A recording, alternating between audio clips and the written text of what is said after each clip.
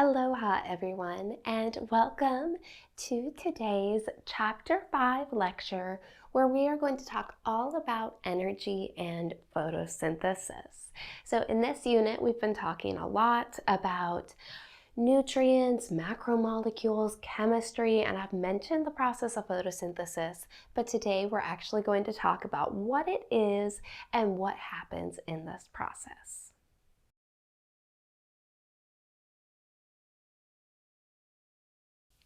The learning objectives for this lecture are first of all to define what exactly is energy and then know the different types of energy.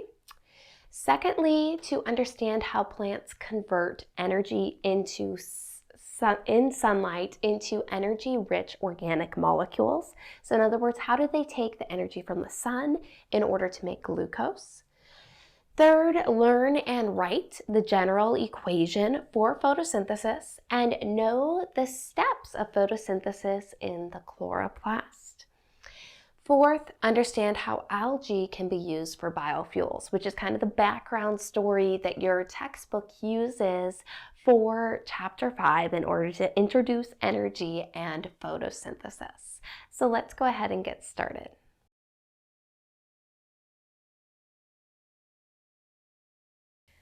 Our first learning objective is to learn what exactly energy is and to talk about the different types of energy. So energy is the capacity to do work. Energy is critical to all life on Earth because it powers everyday activities. Energy can have many different forms, and one form is actually energy can be stored in chemical bonds. So if you remember back to Chapter 2 when we were talking about chemistry, those different types of bonds that we talked about, so covalent bonds and ionic bonds, you can actually store energy in those chemical bonds. One thing that is really important is the law of the conservation of energy. What this law states is that energy is conserved. So energy is never created and energy is never destroyed. It is simply transformed from one form to another form. So energy is not made magically. It just doesn't pop out of thin air, right? It's never used up. What happens is that energy is just converted into other forms. So for example, say that you go out on a run. You may feel like you're losing energy on that run, but really you're not losing energy. It's just being transformed into a different type of energy, and then you're going to have heat coming off, right? So that's another way that you're using up that energy. You're just changing that energy into a different form.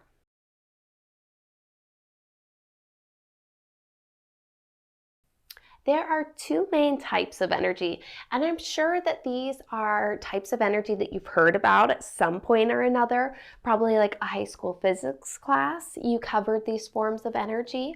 So the first type of energy is potential energy. This is energy that is actually stored in chemical bonds, and some other examples of potential energy would be things prevented from moving. So if you keep something from moving and then you let go and let that thing move, that's potential energy. You're keeping it from moving. Also, things capable of falling with gravity would be another example. So over here where this ball, it's up here, it has potential energy because it has the potential to fall, right? So it has that stored energy by being up higher. The second type of energy is kinetic energy, and this is the energy of motion or movement. Honestly, it's probably the type of energy that you think of whenever you hear the word energy. And there are different types of kinetic energy. We can have mechanical energy, so that's actual movement, going out and running, going out for a walk, that's mechanical energy. We also have light energy. This is particles called photons actually moving in waves, and we're going to talk more about that when we cover the process of photosynthesis. And we also have heat energy is another type of kinetic energy. Heat is the kinetic energy that is generated by random movements of molecules or atoms. So again, two main types of energy. Potential energy, so this ball right here has a potential energy, it's up high, and then when you let that ball go, the actual movement of the ball down is the kinetic energy. And then we have different types of kinetic energy, such as mechanical, light, and heat energy.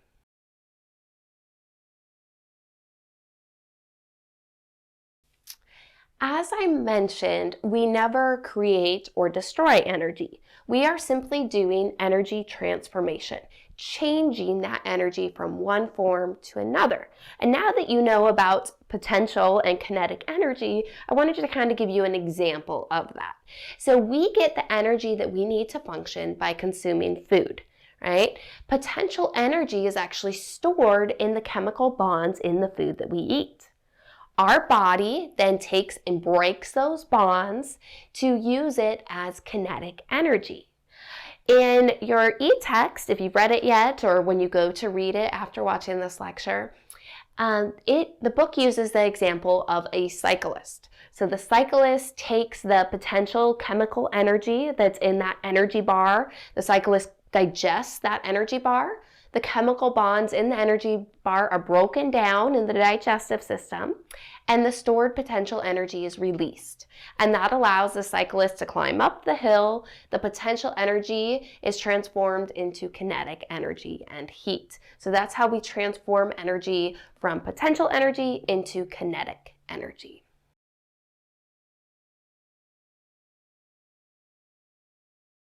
Usually at this point is when, if we were meeting in person, students would be like, but wait a minute, like, this doesn't make sense. Like, what happens to all the gas in my car? Like, why do I have to keep filling it up? Or why does it seem like the energy just disappears? Like, it doesn't seem like it's transformed from one form to another. Well, something to keep in mind is that with each energy transformation, there is some energy that is lost as heat. This is why we have to keep supplying energy to any system. So all of our energy conversions are not 100% efficient.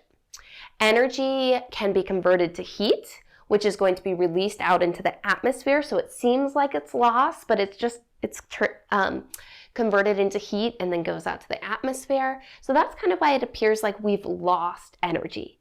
It feels like we've lost energy, but it really hasn't been lost, just given off as heat. We also have some energy that isn't even converted at all during processes. So in this figure from your book, you can see fuel is a type of chemical energy. You then combust the fuel. It kind of goes through the process of how the fuel is going to power your car. And notice in each of these steps, you have heat energy, which is a type of kinetic energy that is escaping, right? So it's not completely 100% efficient. You also have some unconverted fuel that energy is removed through your exhaust pipe in your car. So again, we don't create or destroy energy, but energy conversions aren't 100% efficient.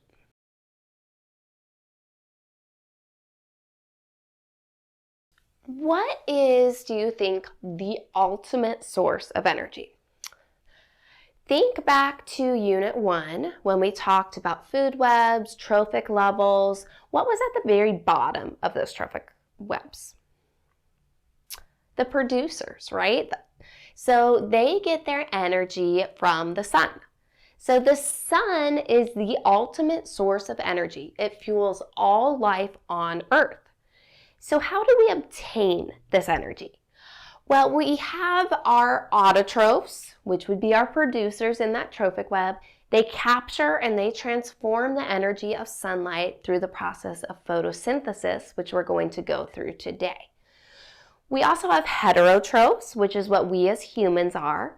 We obtain energy by eating other organisms. And I've already introduced these terms to you in Unit 1, but they're, again, vocab terms for Unit 2 as well. So autotrophs, think auto, they're doing it themselves. They get their energy directly from the sun. But heterotrophs get their energy by consuming autotrophs, or they can consume other heterotrophs. Therefore, the ultimate source of energy for life is the sun, right?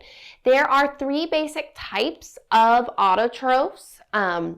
You have plants, algae, and cyanobacteria. They all do photosynthesis. And then again, we as heterotrophs cannot make our own energy. We can't go stand out in the sun and say, okay, I'm ready to eat now. Like, that's not going to work for us.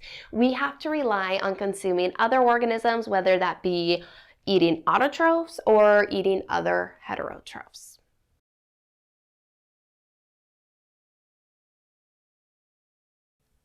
Now that we've talked about what energy is, the different types of energy, and how we can convert energy from one form into another form, it's time for us to talk about photosynthesis. Photosynthesis is the process by which plants and other autotrophs are going to capture the energy of sunlight to make energy-rich molecules. Through the process of photosynthesis, plants, algae, and cyanobacteria, again, all autotrophs, are able to convert light energy from the sun into chemical energy that is stored in glucose, which is a simple sugar. The process of photosynthesis uses carbon dioxide and water along with the sunlight. And again, no energy is lost in this process. We are converting that light, autotrophs are converting the light energy that they're getting from the sun into a chemical or stored potential energy in that sugar molecule. Autotrophs have some choices once they've done that. So you can see here the light energy comes in. We're going to add in carbon dioxide and water during this process of photosynthesis to get the chemical energy, that glucose sugar. Once they have that sugar molecule, autotrophs can use that energy immediately. They can store the energy as potential energy, so they can store it. So algae, for example, are going to store that energy in oil, or they can use that energy to synthesize or make different cell structures that they may need.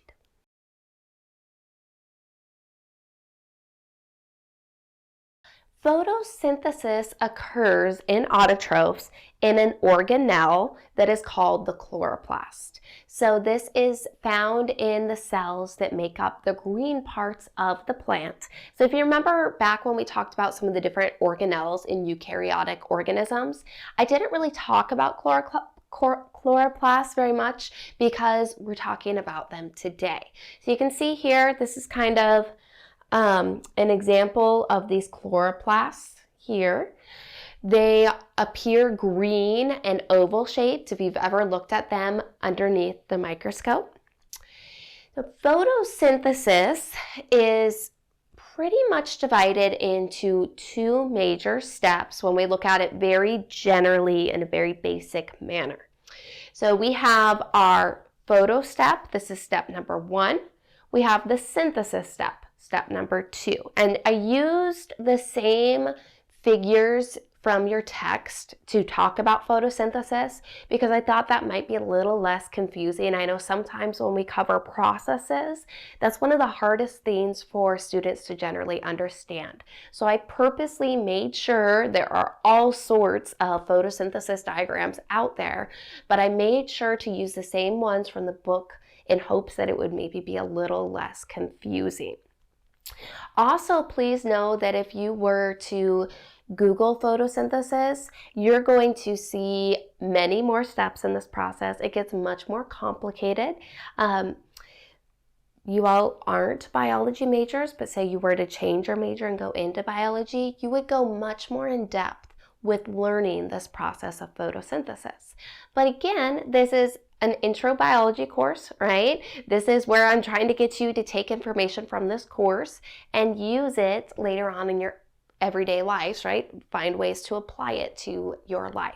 So that's why we're not going super in depth where you have to learn the chemical formulas for the molecules in each step of photosynthesis, right? So a lot of times this synthesis step, you'll see it sometimes divided into 2 steps, one of which is the Calvin cycle. So the Calvin cycle is something that is used a lot for the second step of photosynthesis. But for the purposes of this class, we're going to say that photosynthesis happens in these 2 steps, the photo step and the synthesis step.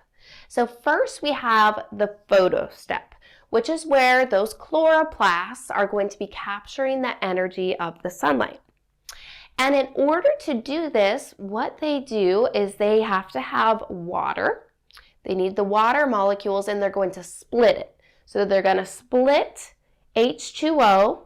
They're going to have the H's come off, and you have your oxygen molecules, and they're going to split that water molecule, and they're going to release oxygen as a byproduct, which we'll talk about why that is so important in a couple of slides. So that is this photo step. Sunlight comes in. We'll cover this more in detail. This is kind of just a broad overview, and then we're going to go into more detail for each step. So again, that photo step is the chloroplasts are going to capture that sunlight. We're splitting the water, releasing oxygen as a byproduct. The second step is where that chemical energy is used. It's the synthesis step. So in this synthesis step, the captured energy from the sun is used to convert carbon dioxide into the glucose molecule. And we're going to cover these steps in more detail in just a little bit.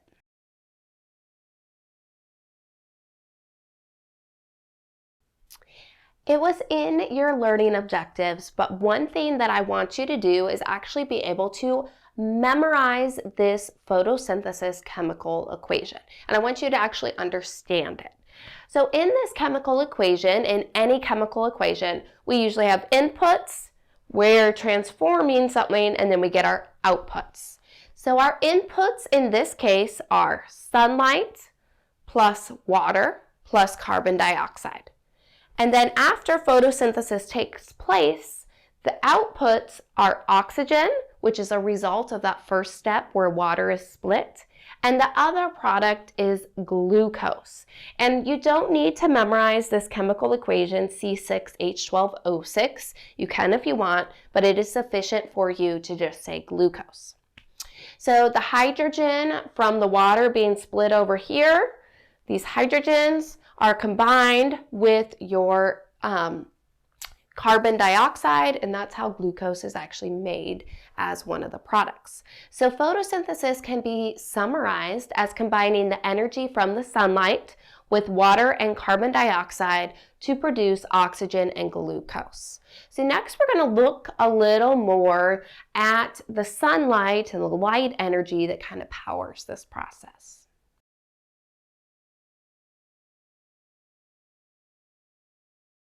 From the sun, we have light energy, which is needed to do photosynthesis. Light energy is the energy of the electromagnetic spectrum of radiation. Light energy is made up of particles that are called photons. So essentially, photons, these particles, are just little packets of light energy. Photons of different wavelengths are going to contain different amounts of energy. And the differences in the wavelengths are responsible for the colors that we see in the visible light spectrum. So when we're looking at the visible light spectrum, so over here in this figure, you can see visible light is right here. So it goes from about 400 to 750 nanometers. That's the visible light. So different organisms are going to have different visible light spectrum. This is ours, though. This is the human visible light spectrum. But the sun emits a spectrum of radiant energy, and it travels down to the earth in waves. And each wave carries a discrete packet of energy, which we just learned those are termed our photons. Each photon, again, has a characteristic wavelength and energy. So if we look over here, we have our lower energy waves, our radio waves, microwaves, then we have infrared, we have near infrared, and then we get to our visible light spectrum. Then on the higher energy side, we have UV radiation, X-rays, and gamma rays. So that's kind of how this electromagnetic spectrum, that's all the way here, lower energy to higher energy. Part of that is the visible light spectrum. And that's where we have things about from 400 to 750 nanometers.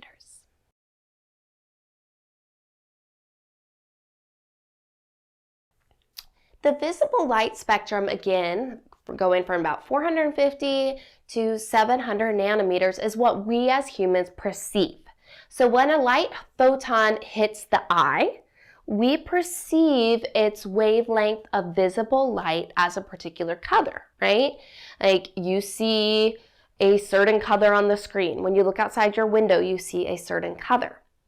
What happens is those wavelengths come down, all the wavelengths from that visible light spectrum, and most of them are going to be absorbed. But the one that is reflected is what we visibly see as being the color of that particular object. So chlorophyll is a pigment that is present in the green parts of leaves. So it absorbs the photons of light energy from most colors of the light, but it reflects mostly green, which is why chlorophyll appears green.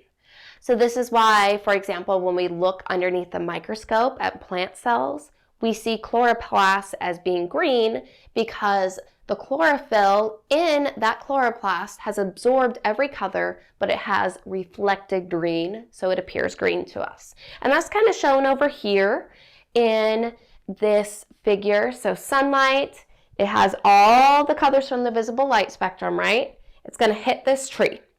The tree is going to absorb all of those colors, except it's going to reflect green light, and that's why we as humans see this tree as being green.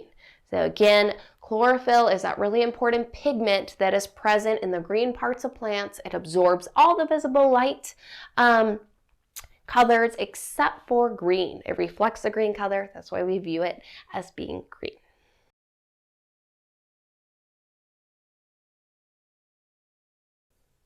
Now we're going to get a little more in depth with the process of photosynthesis. And we're going to begin in the first step, which again is the light or the photoreaction. So chlorophyll is within that chloroplast, and again, it's a pigment that's present in the green parts of plants, and it absorbs those photons of light energy. So you see the sunlight coming in, it's going to hit that chloroplast, and the chlorophyll is going to absorb those photons of light energy. The electrons from this energy become really excited, and they enter a series of reactions, and that series of reactions actually generates an energy-carrying molecule called adenosine triphosphate, or ATP. And we're going to talk a little bit more about ATP in our next lecture, but for now, just know it as an energy-carrying molecule. All those excited electrons, which you can see here as these little bubbles with the E negative, right? Because electrons are negative. Those excited electrons are then picked up. They're captured by an electron carrier molecule called NADPH. So it is through this step one, the photoreaction, that we get our water splitting, right? H2O is going to split. The hydrogen is going to go to the next step, and the oxygen is being released to the air, which is why we are all able to breathe. It is critical. Sometimes I've had people ask, why do we care about the process of photosynthesis? We're not plants, we can't do it, why do we care? Well, every breath you take is because of photosynthesis. You cannot breathe without photosynthesis. That's why it's so important, and that's why photosynthesis is so beneficial for our planet. Because as we've talked, we have a large excess of carbon dioxide in our atmosphere, and it is autotrophs that are using up some carbon dioxide. Right? So that's why you hear a lot about trying to plant more trees, right? Because planting more trees means the removal of more carbon dioxide from the air. So that ATP that we created using the sunlight is going to be used in the next step. The NADPH, that electron carrier, is going to bring the captured electrons from this step to the next step. And then the energy from these excited electrons, along with the ATP molecule, is going to be the energy needed to make our sugar in the next step.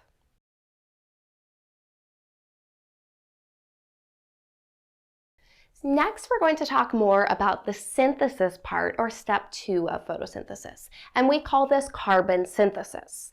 The autotroph is going to capture the carbon dioxide from the air, and it incorporates the carbon atoms into the sugar, which is a type of what we term carbon fixation.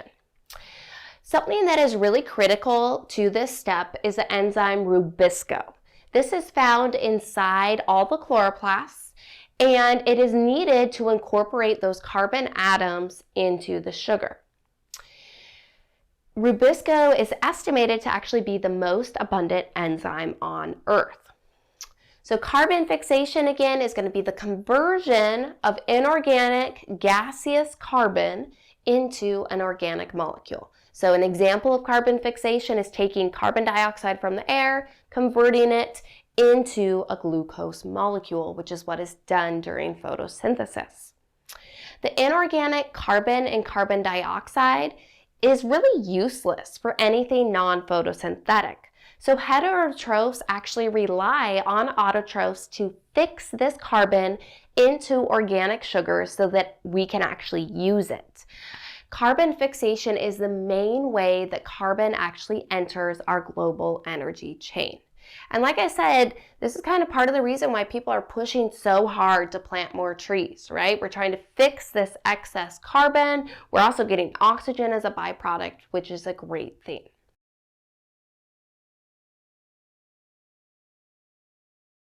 Here is just a summary of photosynthesis, which again is where we're transforming light energy into chemical energy.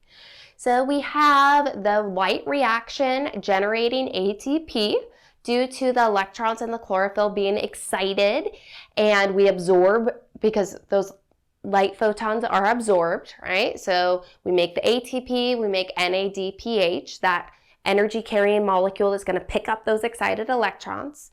The ATP and the NADPH is then used to power the second part, the carbon synthesis reaction that incorporates carbon dioxide into the bonds making up the sugar molecule. And this is a process known again as carbon fixation.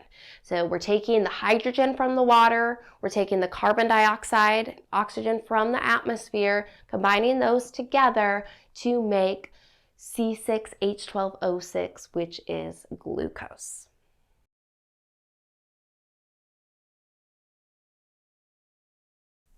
Finally, we are at our last learning objective, which is to learn more about biofuels.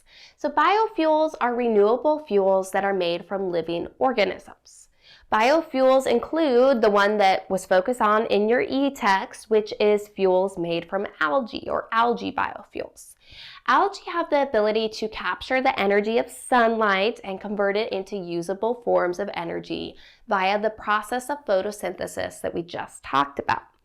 Much of the energy that they store the energy of sunlight in is actually in the form of oils, which is ideally suited to making fuel. The oil that microalgae produce is very similar to the common vegetable oil. So it accumulates inside the algae's tiny cells, and once extracted, it can be processed to make biodiesel.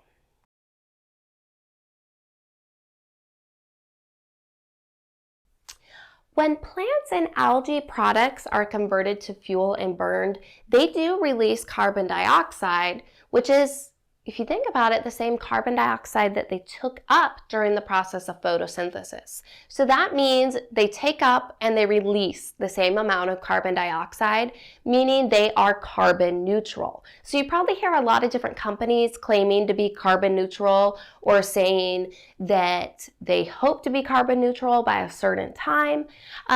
So what that means is that they are still obviously releasing carbon dioxide in their production, but maybe they're planting a certain number of trees each year to kind of balance that out. So that's what carbon neutral means. It means releasing as well as consuming the same amount of carbon dioxide, keeping it carbon neutral. So something to note is that extracting fuel from algae is actually less energy intensive than extraction for other biofuel sources. To make ethanol, for instance, farmers typically start with corn, right? They have to grow it first, and that requires more energy to grow than algae does. However, you're obviously not going to the gas pumps and finding biofuel made from algae, right? It's not a common thing. So there are some problems with it. It's not very widely used. We need to do more research, kind of amp it up in terms of the production. Algae, something else about it is that it actually needs more carbon dioxide than is available in the air. So really, in a way, it's a great problem to have because we want to get rid of more carbon dioxide, right? But it does mean that it takes really expensive technology to take that carbon dioxide and pump it into the pond or the reactor that the algae is growing in. So biofuel made from algae, about $8 per gallon, is what is kind of estimated at. So a little more expensive, right? So we need to keep working on it. There is some research being done, and they're trying to find ways to make more efficient algae that can produce more oil. So then it would take less space to grow, less carbon dioxide having to be pumped in. So a lot of research being done, very exciting potential for the future. And in this one figure that I took from the internet, you can just see kind of the carbon footprint of transportation fuels. Obviously, gasoline and electricity have a big carbon footprint. I think that's something that people kind of miss when they talk about electric cars. Electric cars still have a very big carbon footprint. It's better than a gasoline car, but it's still there, right? It's not zero emissions. Technically, it still has a big carbon footprint through the manufacturing and the disposal of that product. Corn ethanol, diesel, and then alginol ethanol, so the biofuel made from algae, has a very low carbon footprint compared to these alternatives. So in my opinion, is something we need to put a lot more research into and try to.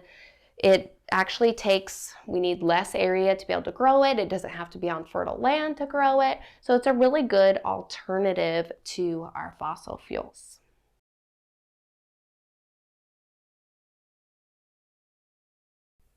So that is all we have for this lecture. I tried to keep it a little shorter because I know the process of photosynthesis is a lot to digest. You may have to watch it a couple times. There's some animations that you can watch on Achieve to help you as well. Reading the textbook will probably help you too. Make sure that you read Chapter 5 on Achieve, complete that Chapter 5 adaptive quiz on Achieve, and then start studying for the Unit 2 exam that is coming up. I put here end of next week, so just pretty much next week I'll give you more details about that as we get a little bit closer. That's all I have for this lecture. Mahalo for watching.